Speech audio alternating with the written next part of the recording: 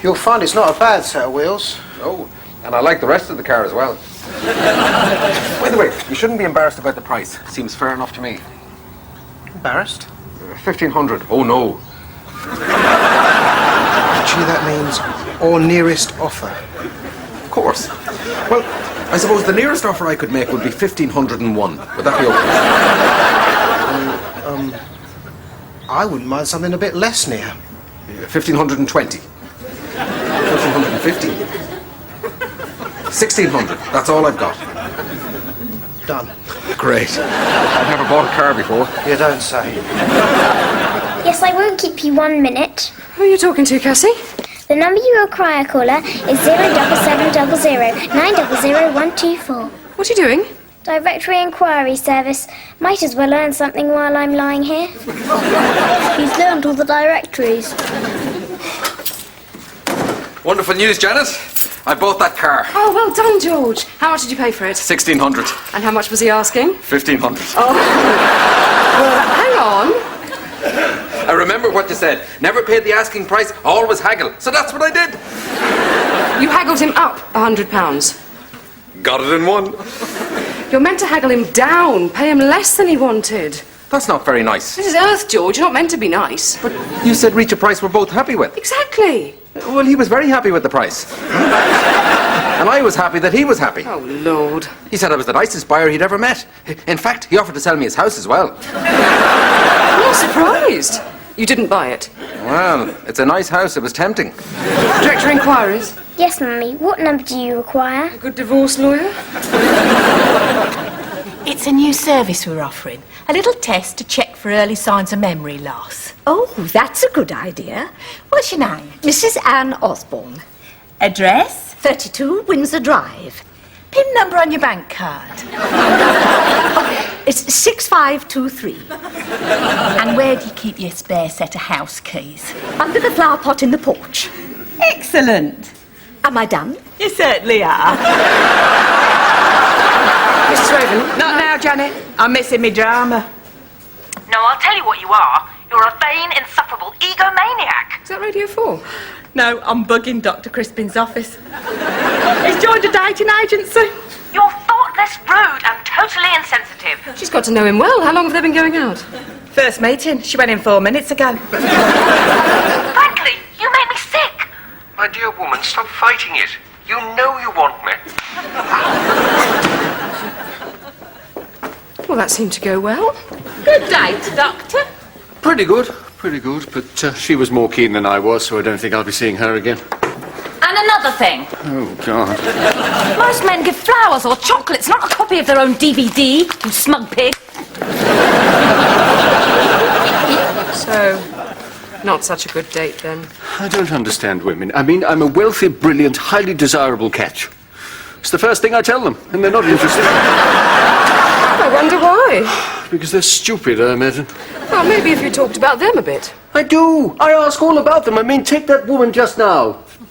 Linda. I asked her what she did. She said, I work in a building society, but it's very dull. You don't want to hear about that. And what did you say? I agreed. It sounded deadly. You keep it up, Doctor. You've got to be straight with these women. Thank you, Mrs. Raven. That way they'll keep hitting you. Piers, if you want to attract women, you have to start treating them as equals. No, sorry, you've lost me. What do you want in a relationship? Well, sex. That's about it, actually. That's it. Well, a nice meal beforehand, I suppose. I think you'll find most women want rather more than just a nice meal and sex. You speak for yourself. The days when women would just lie back and think of England are long gone. Any chance they'll be coming back again? Nope. Damn. Evening, Doctor. Just come to pick up Janet in our George, tell me something. Neptune is the 8th furthest planet from the sun. Tell me something in response to a question I'm about to ask you. Ah, gotcha. If an idiot like you can get a woman like Janet, why can't I? Well, you can't have Janet. She's mine. No, a woman like Janet. Well, why would I want a woman like Janet? I've already got Janet. No. I'd have to divorce Janet and then marry someone exactly the same. It's pointless. Oh, I wish I'd never asked. But in answer to your question, a lot of women actually think you're wonderful. Thank you. And then they meet you.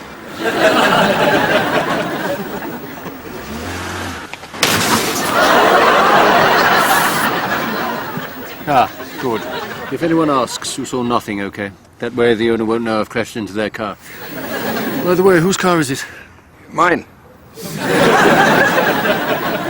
Right, we'd better sort out the insurance.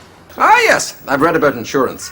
Apparently, after an accident, we need to agree whose fault it is. Yes. Yes, we do. Your fault? He said I was guilty of reckless parking. You weren't even in the car. Exactly. I'd left it unattended, which apparently is a very serious offence. Oh, George, you complete idiot. I know. I won't park there again. He was very nice about it. He said not to bother the insurance companies because they only make trouble. You're paying him direct. Oh, so much easier. How much? £800. 400 for the damage to his car and 400 for the emotional distress it's caused him. What about the emotional distress you're causing me? Well, I could pay you a bit, but I don't have much left. Right, that's it. You're too nice. You've got to start standing up for yourself. I do. Shut up and listen. Starting today, I'm going to give you assertiveness training. But Janet, Would you two please stop rowing? Sorry, Cassie. Are we upsetting you, darling? No, you're upsetting my caller. Sorry, caller. The time at the third stroke will be 18:32 and 10 seconds. You're the speaking clock as well. I'm saving up for a doll's house. George, do these two have to be here? They heard we were doing assertiveness training, and Arnie says he's an expert. Assertiveness is about stating calmly and clearly exactly what you want, Good. and then slapping people around if they don't give it to you. It isn't. Tyler, may I have that chocolate bar? This is my chocolate bar.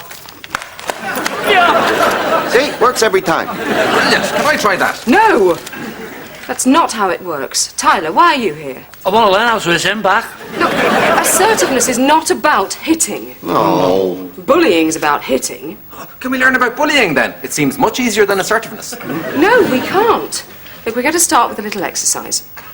You're sitting in a cafe, I'm your waitress, and you've just ordered 3 coffees. And a cup of tea for Queen Guinevere, because she doesn't drink coffee. And a ham roll. Make that 2 ham rolls. Oh, and a bacon butty. Look, I'm not doing food, it's just an exercise. Not much of a cafe that doesn't do food. Yeah. I'm going to Pret a Manger. Sit down!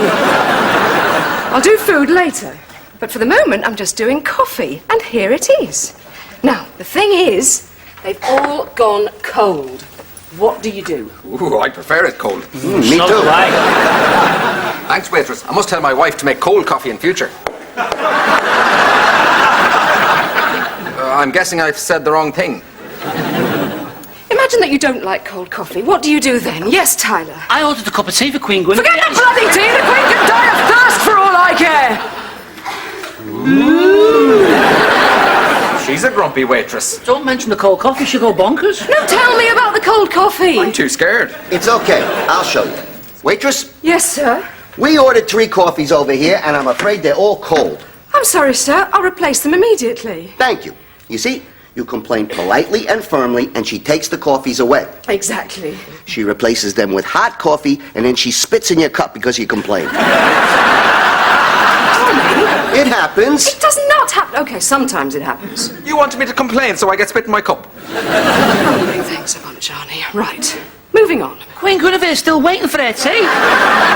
Bullying training. Let's all hit Tyler.